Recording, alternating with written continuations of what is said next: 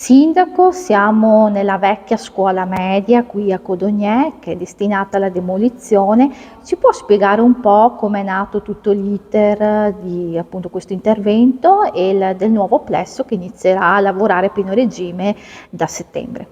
Sì, questo iter è iniziato già dal lontano 2018, era iniziato come un progetto di adeguamento sismico di questa scuola. Con il passare del tempo, con le analisi della struttura e soprattutto con l'aumento dei prezzi, l'intervento è diventato così consistente da non valerne più la pena, in quanto l'importo dei lavori era diventato ad essere quasi pari a quello della costruzione di una nuova scuola. Per questo con l'amministrazione precedente abbiamo quindi scelto di partecipare ad un bando per la realizzazione di una nuova scuola che infatti abbiamo realizzato in quello che è il giardino di questa.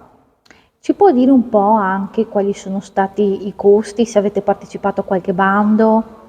Abbiamo partecipato ad un bando per la costruzione di una nuova scuola e siamo stati assegnatari di un contributo con fondi PNRR di un importo pari a 4.880.000 e in più abbiamo partecipato ai contributi per il conto termico e abbiamo portato a casa un contributo pari ad 1.300.000 euro. La nuova scuola ha un valore di 6 milioni di euro, mentre per quanto riguarda la demolizione dell'esistente l'importo dell'opera si aggira intorno ai 590.000 euro.